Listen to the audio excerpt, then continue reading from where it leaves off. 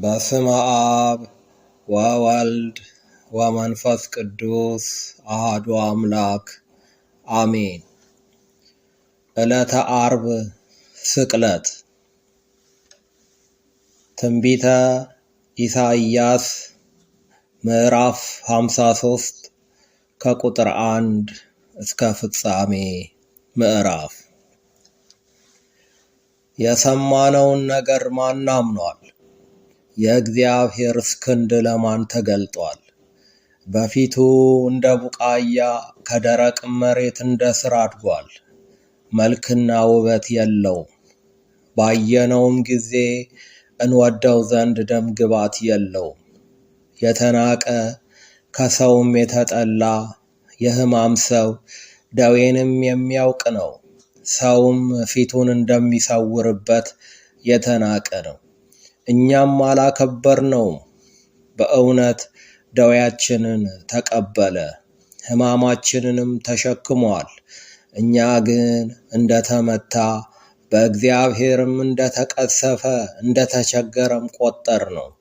እርሱ ግን ስለ መተላለፋችን ቆሰለ፣ ስለ በደላችንም ደቀቀ።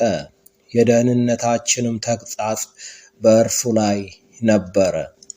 በእርሱም ቁስል እኛ ተፈወስን። እኛ ሁላችን እንደ በጎች ተቅበዝብዘን ጠፋን። ከእኛ እያንዳንዱ ወደ ገዛ መንገዱ አዘነበለ። እግዚአብሔርም የሁላችንን በደል በእርሱ ላይ አኖረ። ተጨነቀ፣ ተሰቃየም፣ አፉንም አልከፈተም። ለመታረድ እንደሚነዳ ጠቦት በሸላቾቹም ፊት ዝም እንደሚል በግ እንዲሁ አፉን አልከፈተም። በማስጨነቅና በፍርድ ተወሰደ። ስለ ሕዝቤ ኃጢአት ተመትቶ ከሕያዋን ምድር እንደተወገደ ከትውልዱ ማን አስተዋለ? ከክፉዎችም ጋር መቃብሩን አደረጉ፣ ከባለጠጎችም ጋር በሞቱ። ሆኖም ግፍን አላደረገም ነበር፣ በአፉም ተንኮል አልተገኘበትም ነበር።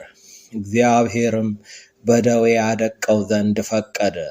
ነፍሱን ስለ ኃጢአት መሥዋዕት ካደረገ በኋላ ዘሩን ያያል፣ ዕድሜውም ይረዝማል። የእግዚአብሔርም ፈቃድ በእጁ ይከናወናል። ከነፍሱ ድካም ብርሃን ያያል፣ ደስም ይለዋል። ጻድቅ ባሪያዬም በእውቀቱ ብዙ ሰዎችን ያጸድቃል፣ ኃጢአታቸውንም ይሸከማል።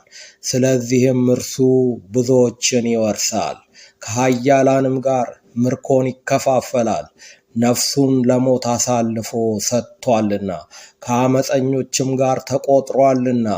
እርሱ ግን የብዙ ሰዎችን ኃጢአት ተሸከመ፣ ስለ አመፀኞችም ማለደ። ይቆየን። ወስብሐት ለእግዚአብሔር።